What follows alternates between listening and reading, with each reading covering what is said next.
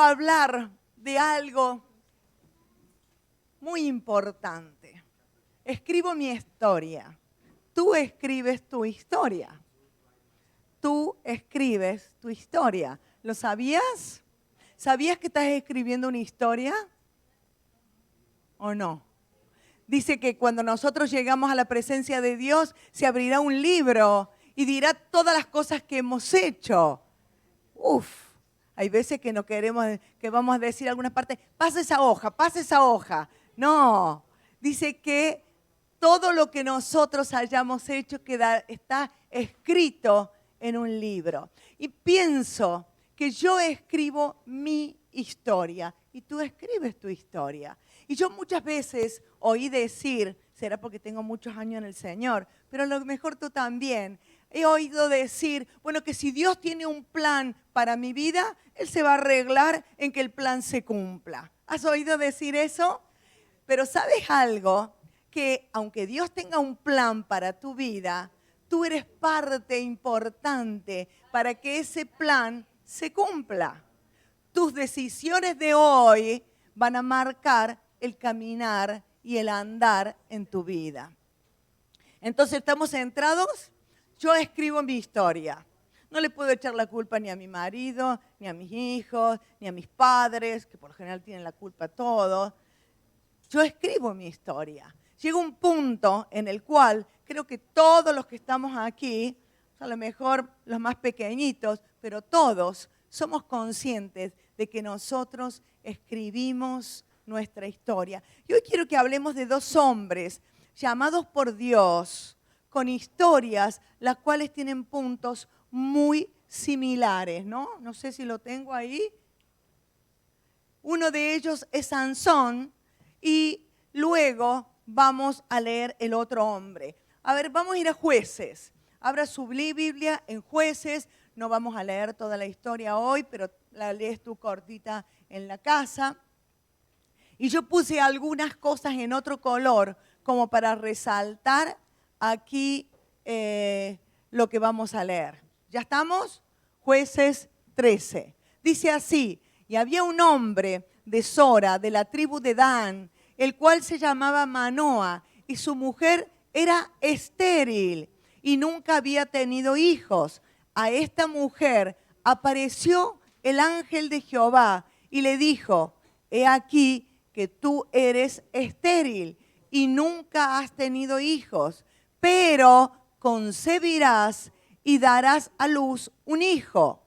Ahora pues, versículo 4, no bebas vino, ni sidra, ni comas cosa inmunda, pues he aquí que concebirás y darás a luz un hijo, y navaja no pasará sobre su cabeza. Tendría que haberlo puesto en color.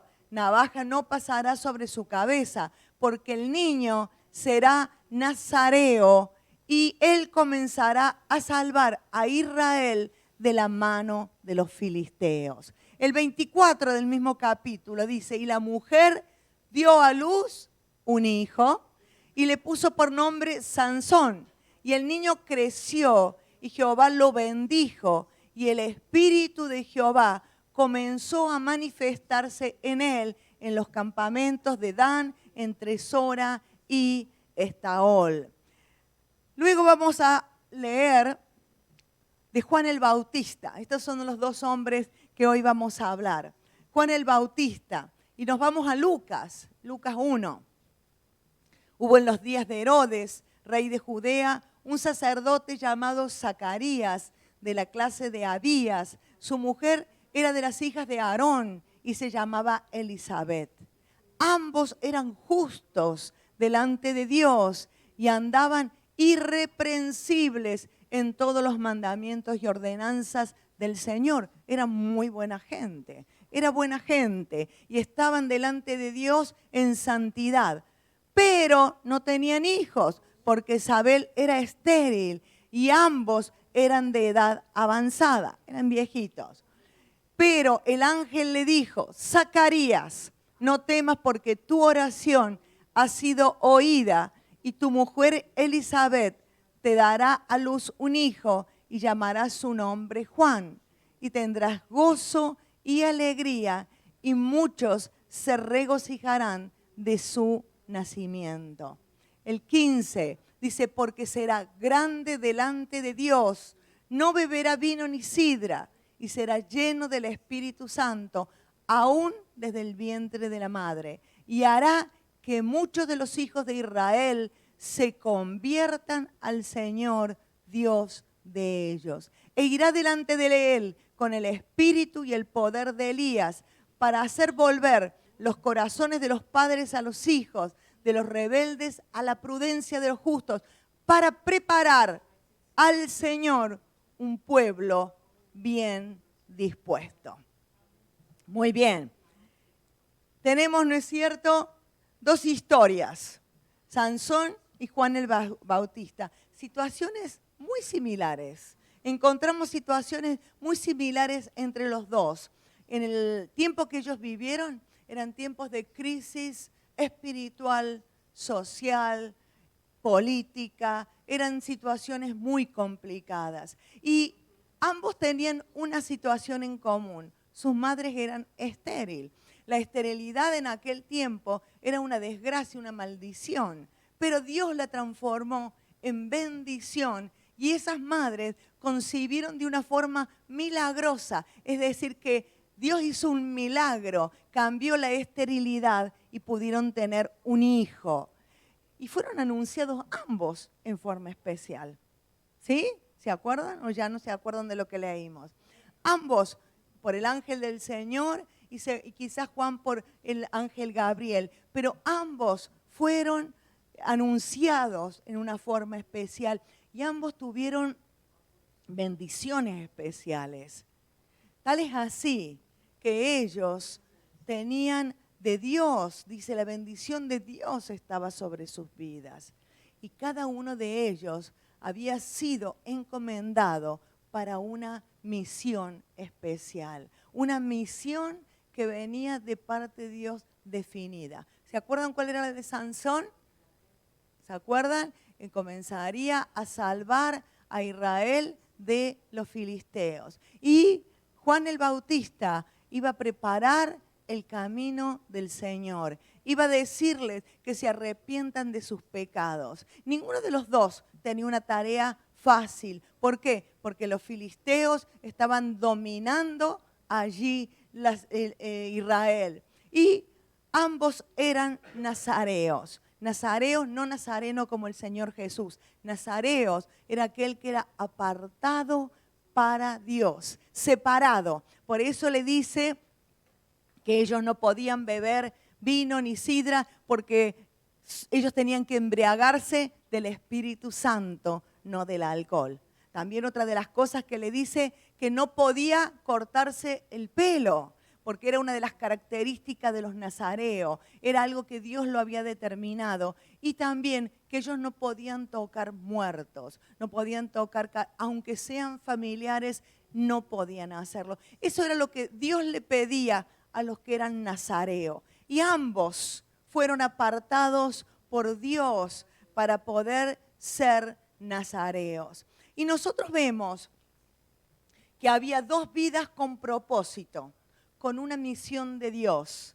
Y cada uno eligió cómo vivirla.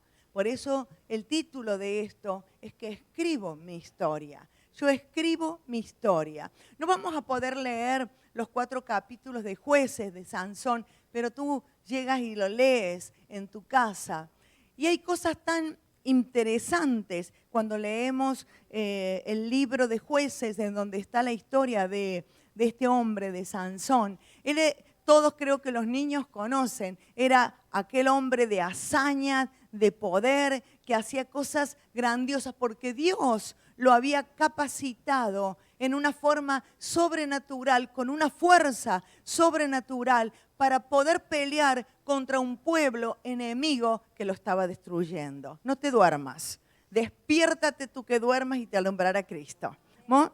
Amén. Entonces, ellos tenían que comenzar a salvar a Israel de los filisteos. Y comienza, yo le voy a leer en el capítulo 14, tú puedes escucharlo, voy a leer unos versículos. Dice que descendió Sansón a Timnat y vio en Timnat a una mujer de los filisteos. Y sucedió y subió y lo declaró a sus padres y a su madre diciendo: yo he visto en Timnat una mujer de los hijos de los filisteos, os ruego que me la toméis por mujer. Y su padre y su madre le dijeron: no hay mujer entre las hijas de tus hermanos, ni en todo nuestro pueblo, para que vayas tú a tomar mujer de los filisteos incircuncisos.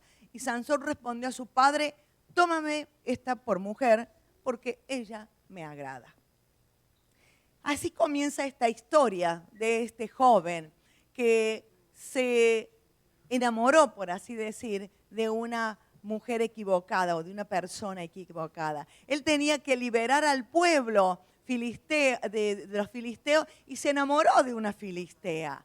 Y a mí me llama la atención la actitud del padre y me llama la actitud de Sansón.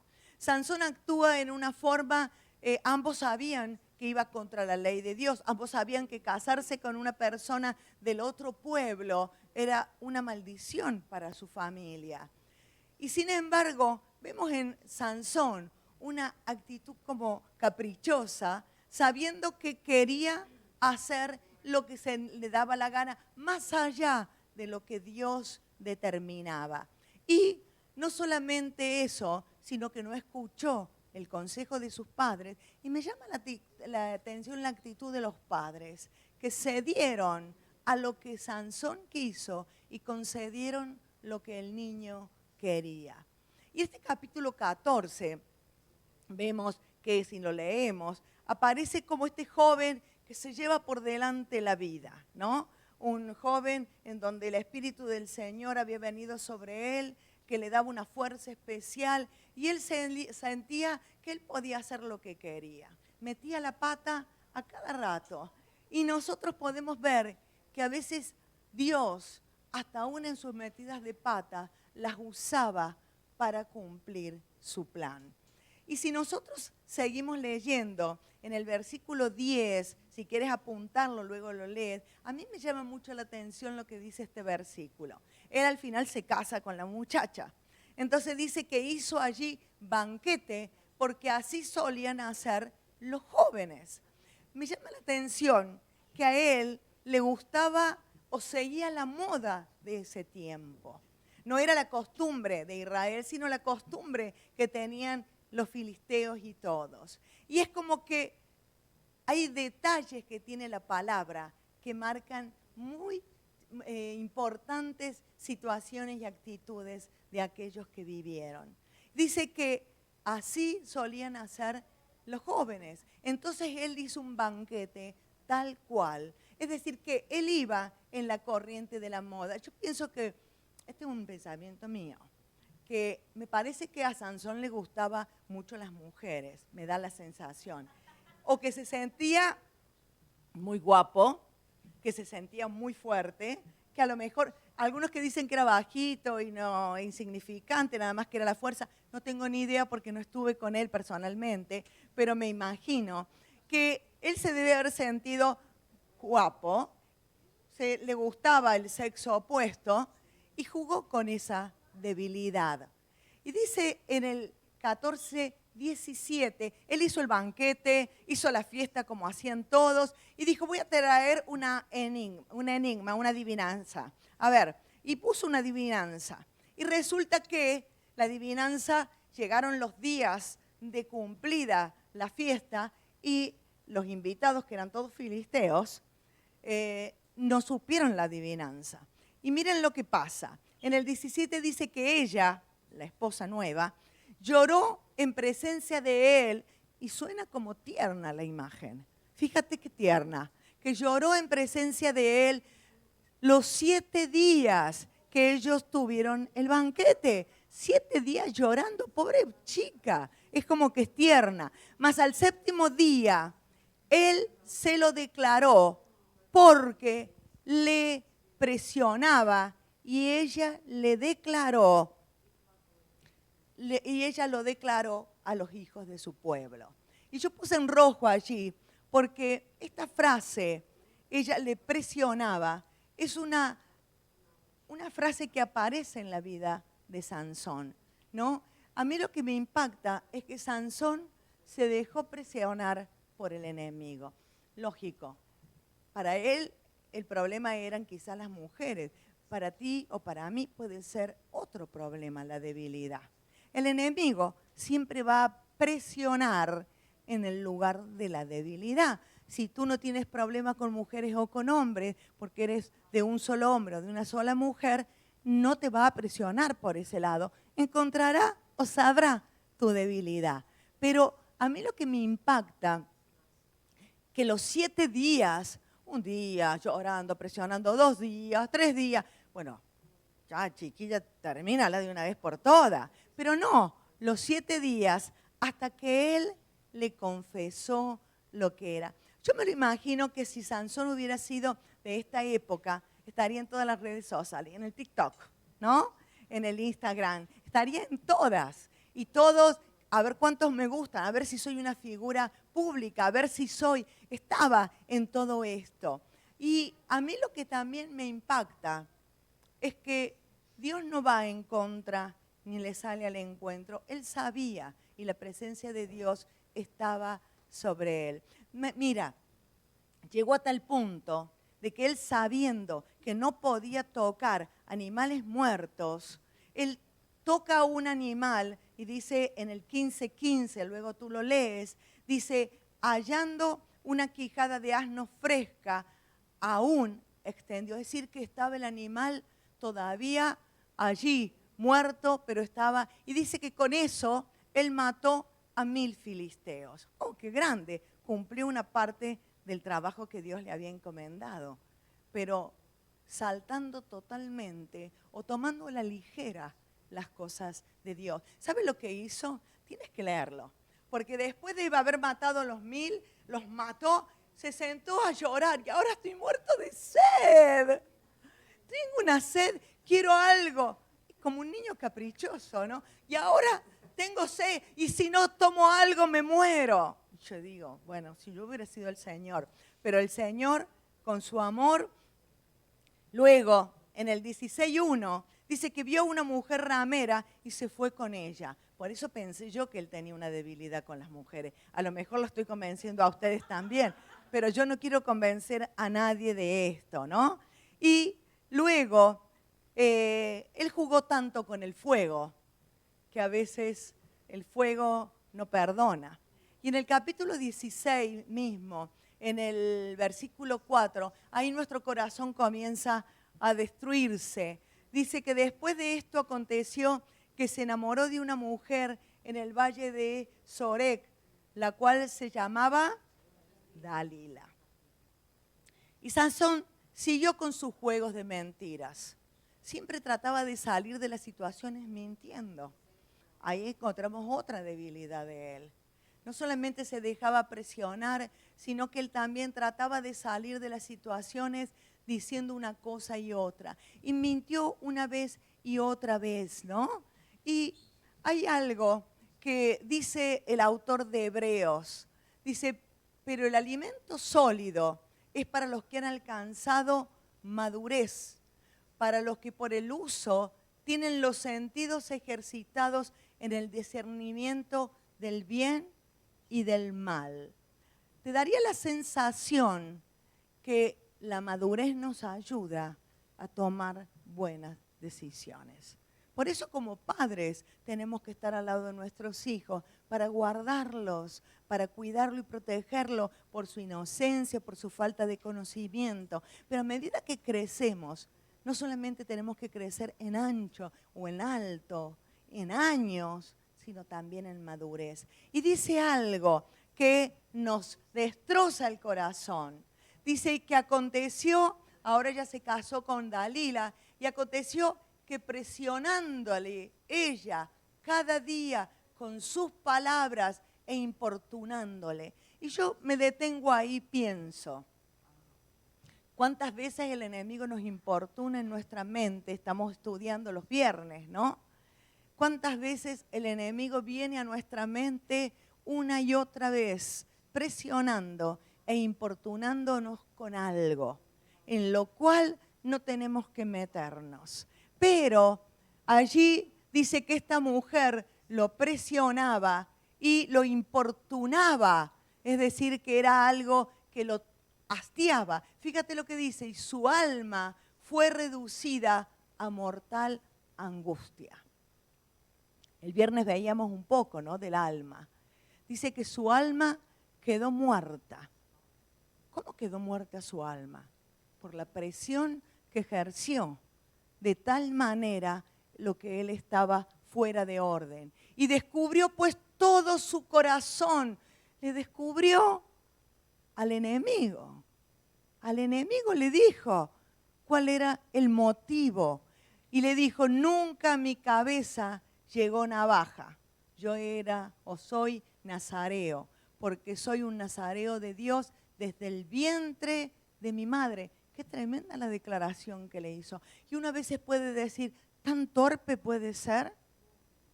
¿No? Si fuera rapado, y le está dando la técnica, mi fuerza se apartará de mí y me debilitará y seré como todos los hombres. Le descubrió al enemigo su corazón, le entregó su debilidad. Y cuando no maduramos, parecería que no tenemos un discernimiento ni siquiera de las cosas naturales. No solamente perdemos el discernimiento espiritual, sino tampoco en la vida natural, porque lo que le sucedió a él no era tan espiritual. Le estaba preguntando en qué consistía para darle. Es decir, que no necesitaba estar en el espíritu para poder entender. Sin embargo, le declaró, ¿por qué? Porque ya el enemigo lo presionó, se entregó. ¿Hace así el enemigo con nuestras vidas? Claro, ese es el deseo que el enemigo tiene. Presionarte a tal punto en lo cual entregues lo más valioso de tu vida, tu consagración al Señor. Y tristemente recordamos a Sansón como aquel que jugó con el poder de Dios, ¿no?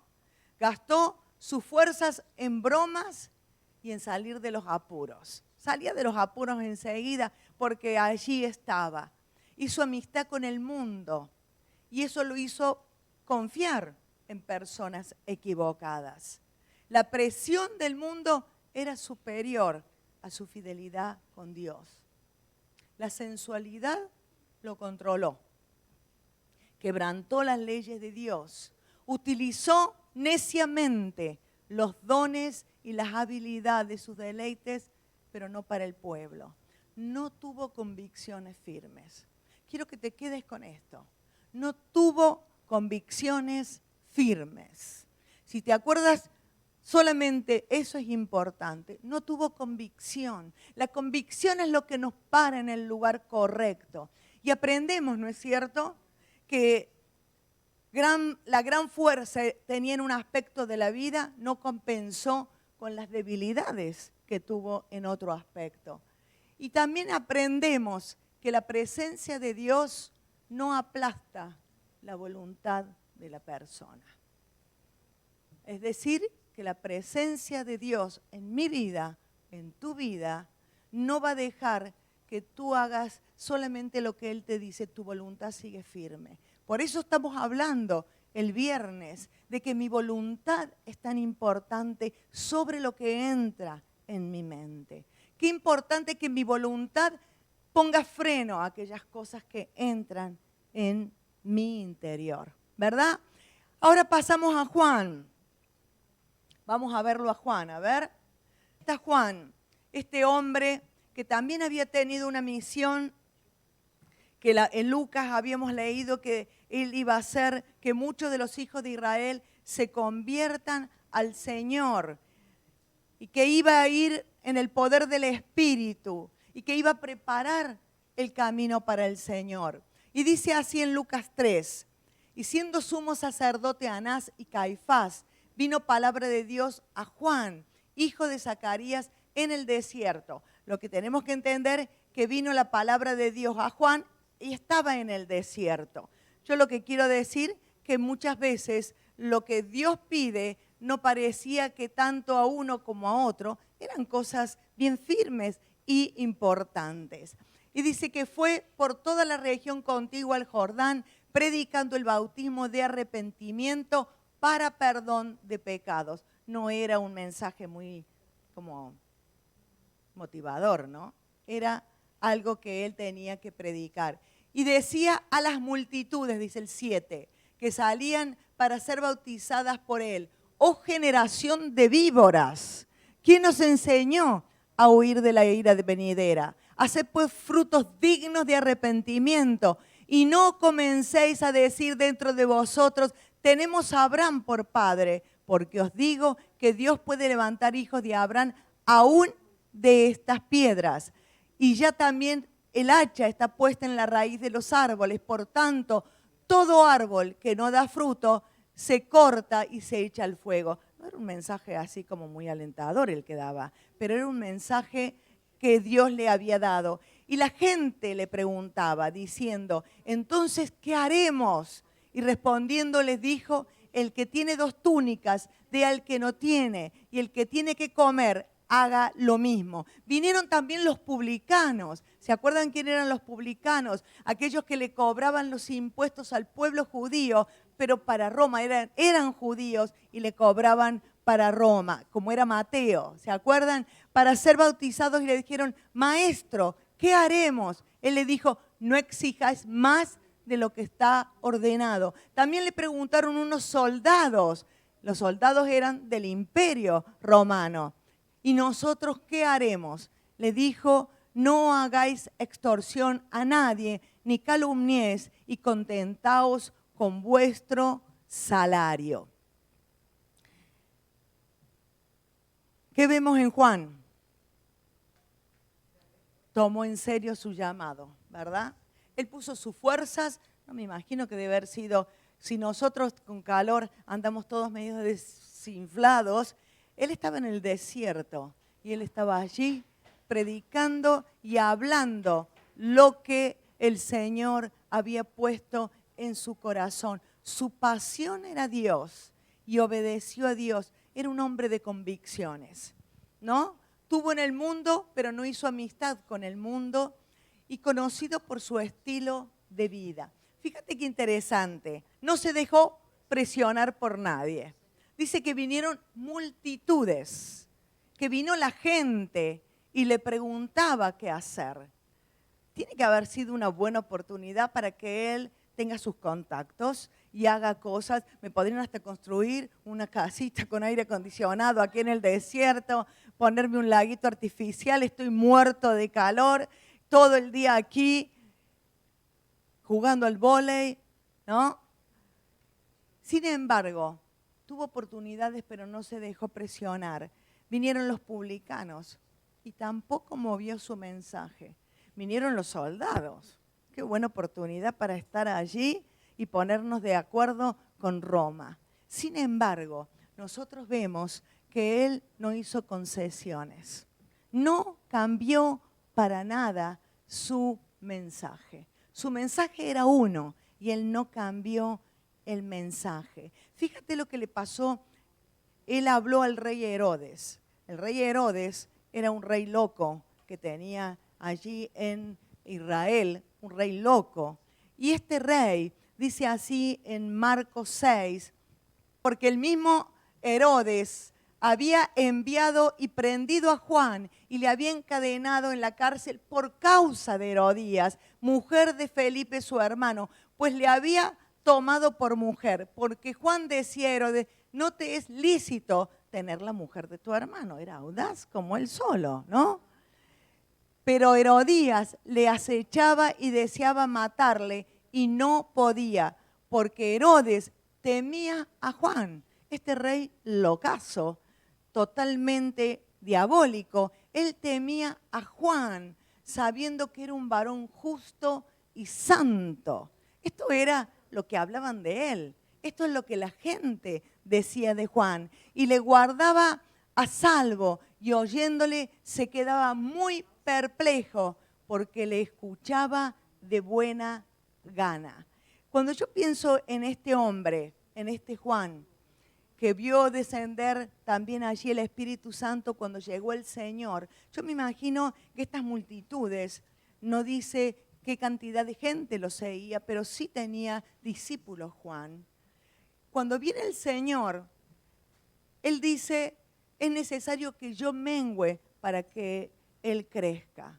A mí me impacta pensar en Juan, que siempre dio la gloria al Señor. Nunca trató de quedarse con algo que no le pertenecía. Y yo creo que ahí es una de las cosas que ayudó a Juan a mantenerse alineado con el Señor. Y cuando a veces pensamos en Él, y podríamos leer mucho más, decimos, bueno, ¿quién como Juan? Pero él era un hombre con debilidades, como cualquiera de nosotros. Sabe que cuando él está ahí preso, él le manda a preguntar al Señor Jesús, ¿tú eres el que había de venir o tenemos que esperar a otro? Dice, pero Juan, estás totalmente perdido. ¿Qué te pasó? Estás confundido. Si tú eres el que predicaste que ibas a preparar el camino del Señor. Sin embargo, quizás en esa cárcel oscura, en esa noche oscura, en ese tiempo de oscuridad, él se confundió y él necesitaba que el Señor volviera a revelarse a su vida. Y a mí me gusta el Señor Jesús. Cuando vinieron los discípulos de Juan a preguntarle, mira lo que dice Juan. El Señor Jesús pareciera como que no contesta, pero lo que Él hace, si tú sigues leyendo la palabra, dice que Él comenzó a hacer milagros, sanidades. ¿Qué le estaba diciendo? Vayan y díganle a Juan que el reino de los cielos ha llegado, que el amor de Dios está revelado en la gente. Vayan y denle testimonio vívido a Juan de que lo que él trabajó preparando los corazones, preparando mi venida, está aquí. Y una vez que se fueron los discípulos de Juan, él empieza a hablar de Juan. Él empieza a decir, ¿qué salieron a ver? Pensaban que iba a ser como una caña. Las cañas, los juncos están al lado, allí en el desierto. No era algo normal. Él era alguien especial, un hombre consagrado, un hombre cuyo servicio estaba antes de lo que él quería. Un hombre en el cual encontró que en el Señor estaba la confianza. Un hombre de valor, un hombre de grandeza. Y yo me quedo pensando en el Señor. Y yo digo, el Señor no está esperando que nosotros seamos superhéroes. Porque a veces nos sentimos como que me falta tanto para llegar. El Señor no está esperando que seamos superhombres, supermujeres. Quizás por eso se equivocó Sansón. Él lo que está esperando es que nosotros seamos fieles, que nosotros podamos estar entregados a Él. Mira, los dos tuvieron situaciones muy similares. Y el Señor habló de uno, hablando de un hombre de consagración, de entrega, de grandeza. Y tristemente, cuando nosotros queremos dar un mal ejemplo, lo damos de Sansón.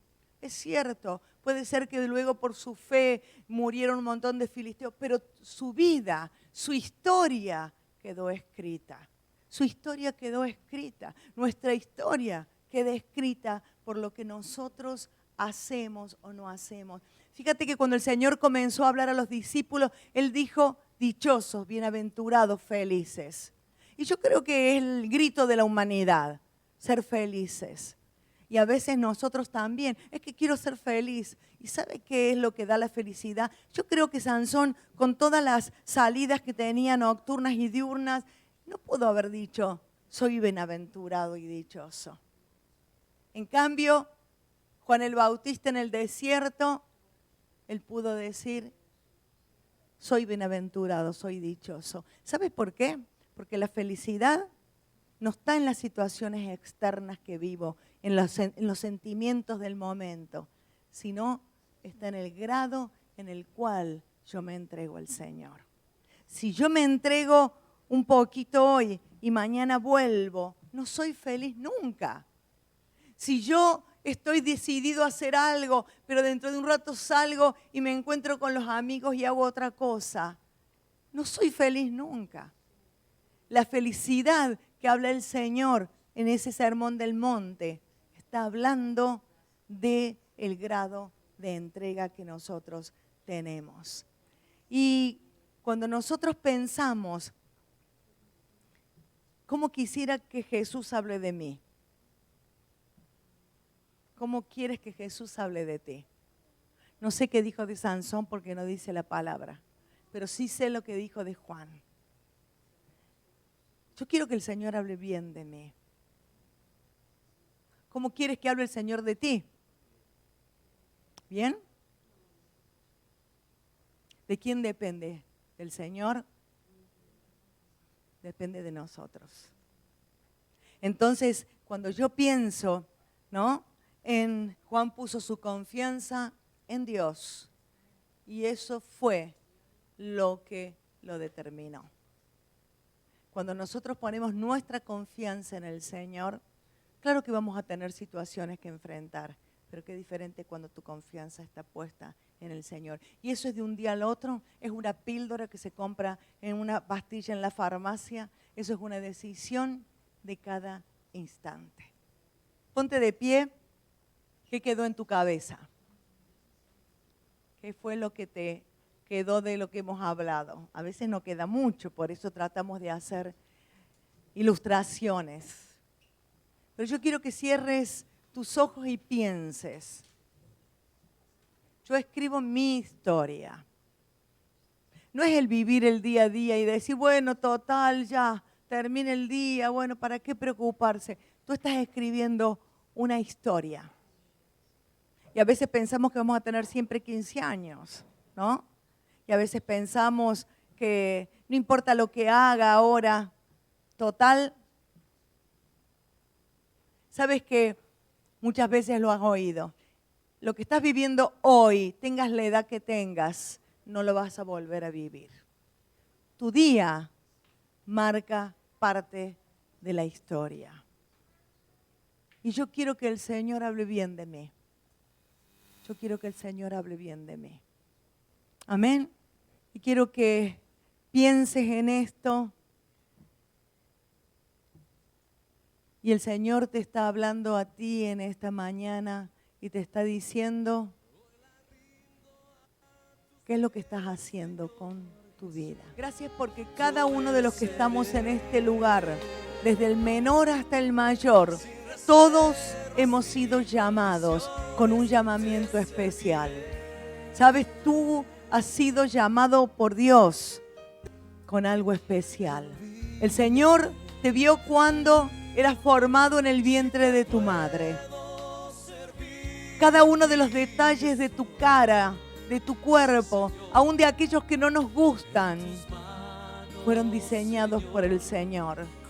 Dice que el Señor nos vio desde el momento que fuimos concebidos. Aún todavía nuestros padres no sabían que estábamos siendo formados.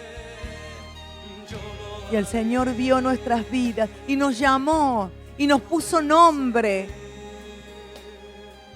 Y puso en ti una misión